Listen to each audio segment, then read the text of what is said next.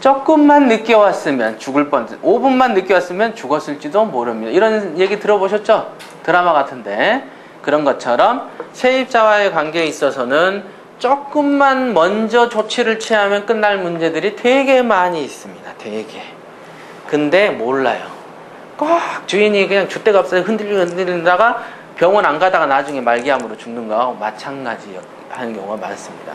그러니까 이 주택임대차보호법은 주인한테도 필요하고 또 둘 간의 계약기간이 만료됐는데 별 얘기 없이 이 주인이 바쁘다가 잊어버렸어요. 바빠서. 그런데 원래 계획은 자기가 이제 그 사람 내보내고 쓰려고 했는데 세입자 하는 말이 계약기간까지 지날 때까지 당신 나가라고 안 했잖아. 야, 우리 언제 계약 갱신했니? 그래도 법에는 어떻게 돼 있냐면 나가라고 확실히 안 하잖아요. 그럼 똑같이 계약이 갱신된 거야. 이렇게 해버린다. 와, 내가 며칠만 먼저 알았으면. 이렇게 됩니다. 자, 그러니까 집주인 입장에서는 일종의 자기 집 재산을 원활하게 방어하기 위해서라도 필요하더라. 그죠? 예를 들면 세입자가 자기 집에 들어와서 구조를 막 변경해서 산다 이거예요. 원래 구조 변경을 허락 안 받고 하면은 계약 취소입니다. 그런죠. 그런데 그렇게 돼도 나중에 나갈 때 원상 회복을 시킬 수가 있습니다. 이런 경우. 왜? 그 사람이 돈을 한 1, 2천만 원 투자했는데 그거 아깝다고 우리 보고 집주인은 우리 보고 뭐라고 합니까? 제가 2천만 원 투자했으니까요 1,000만 원만 주시죠? 그러면 뭔 소리야? 야, 뜯어가. 그러면 안 뜯어가고 합니다. 그러면 남는 거고. 이런 겁니다. 원상 회복 조항. 이런 거죠. 그런 것들도 있더라. 그러면 세입자 입장에서는 뭡니까? 보증금이 계약기간 됐는데 안 줘요. 그렇게 합니까? 어떻게 하죠? 그거 가지고 법무사 곳곳에 상담하러 다녀요. 울면서 눈물바람으로 돈을 안 주는데 어떻게 하죠? 그러면 임대차 등기를 하십시오. 또는 임대차 등기 명령을 받아서 등기를 하고 우선 이사를 하십시오. 그러면 제가 했던 전입신고랑 이런 효력이 남나요? 예, 남습니다. 옛날에 원래는 전입신고라는 게 뭡니까?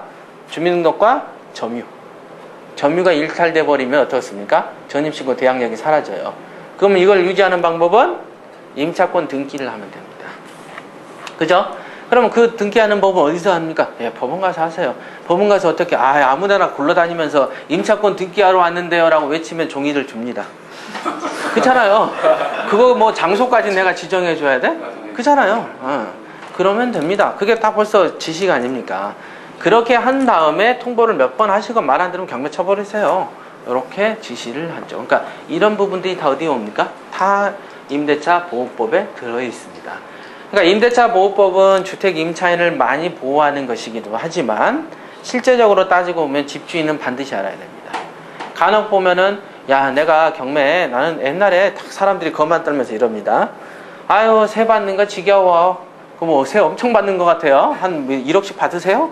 그러면 몇 분도 안 받는데도 세 받는 건 너무 지겹다. 임차인과의 인간관계 때문에 시달리는 케이스가 되게 많아요.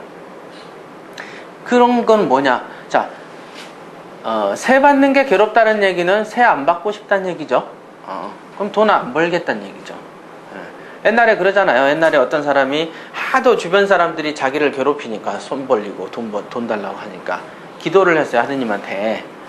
두 번 다시 주변 사람들이 나에게 손을 벌리지 않게 해주세요. 나 좀 덜 괴롭히게 좀 해주세요. 그랬더니 어떻게 됐다? 망해버립니다. 망해버리니까 어떻게 됩니까? 두 번 다시 손을 안 벌리고 여기서 전화해도 끊어버려요. 그렇잖아요. 그런 겁니다. 그러니까 그런 거다. 그러니까 지금 말로 나 세 받는 거 지겨워. 정말 그 사람도 너무 피곤해. 그 말은 뭐냐면 돈 안 벌겠다는 얘기입니다. 그러니까 그걸 주문을 외우는 거야. 돈 안 벌려야지, 돈 안 벌려야지, 돈 안 벌려야지. 인과의 법칙. 콩 심은 데 콩 나니까 그런 말 하니까 당연히 재산이 안 벌려요. 진짜입니다. 그러니까 우리는 머리가 100번 아파도 좋으니까 세라면 세만 받았으면 좋겠다. 그런 생각을 해야 됩니다. 그런데 그 100번 골치 아프다는 뜻은 뭡니까? 임대차 보호법에 능수능란하면 골치가 안 아픕니다. 미리 조치해놓고 미리 또 보증금 담보로 어떻게 해놓고 재밌어요. 굉장히 재밌지. 세 받는 게 스트레스 받는다 그러면 나 정말 미련해. 그걸 고백하고 다니는 겁니다. 정말 나같이 밀어내는 사람은 없을 거야. 막 그러고 다니는 거죠. 따지고 보면. 세 받는 거 지겨워 이 말은 정말 나 정말 밀어나잖아. 이 얘기랑 똑같습니다. 자, 그래서 임대차 분석에서는 그런 부분을 주로 배울 것이다. 전입신고 확정일자. 사실은 임대차 분석에서 중요한 건 몇 가지 되지도 않습니다. 근데 이제 그 지식 뭐 부담 없이 들으면 되는 거고요. 그 다음에 특수권리 분석. 여기에 이제 조금 애울 게 있죠. 뭐 토지 별도 등기니 또 뭐 있습니까? 대지권, 미등기 이런 게 있죠. 그 다음에 이제 분묘기지권. 묘인 있으면 어떡하죠?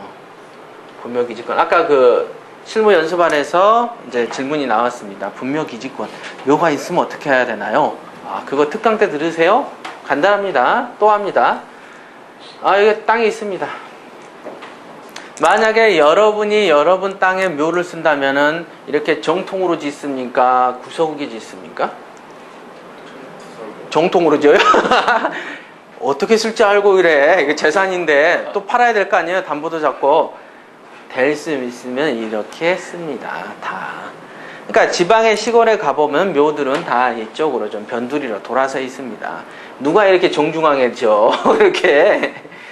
에? 물론 이제 그런 사람도 없진 않겠지만 실질적으로 다 이렇습니다. 자, 그러면 이 땅의 가치가 이걸 샀을 때 생기는 이익이 있을 수 있겠죠? 그죠? 그러면 이거를 샀을 때 생기는 어떤 이제 차감되는 손해 부분이 있을 수 있겠죠? 그럴 거 아닙니까? 물건이란 게 사서 이익만 보는 것만 있는 게 아니고 이거 사니까 좀 이거 별로야. 일단 대신 요거 때문에 많은 사람이 좀 안 사니까 한 번이라도 더 떨어질 것이다. 그죠?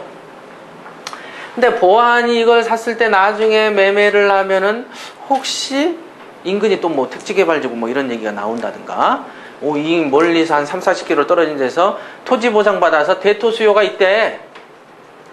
원래 농사꾼들이 토지 보상받으면 꼭 땅을 잡고 싶어 합니다. 땅에서 재미를 본 사람은 반드시 땅을 사죠. 그러니까 대토 수요를 겸해서 여기 사놓으면 묘 있어서 팔릴 수도 있어. 뭐 여러 가지 주변 정황들이 있겠죠. 그때 샀을 때 이득이 손해보다 크면 사면 됩니다. 묘가 100개가 있든 1000개가 있든. 아시겠죠?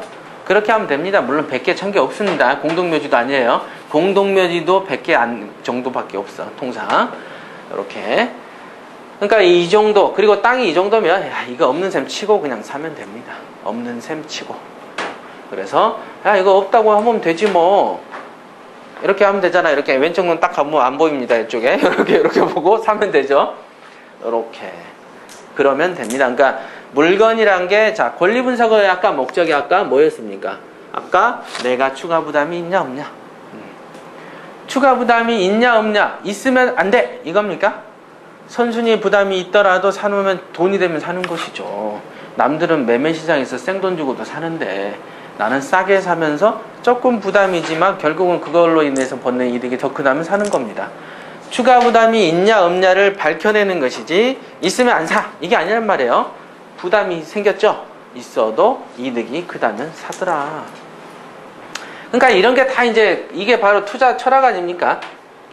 그러니까 이런 거는 권리 분석 시간에 배울 수가 없는 거예요, 도대체. 묘는요, 분묘기지권 있고요. 이거는요, 소멸 안 되고요. 그 다음에 묘를요, 이장시키려면요, 물론 우리 집 비우듯이 돈을 주면 이장 다 합니다.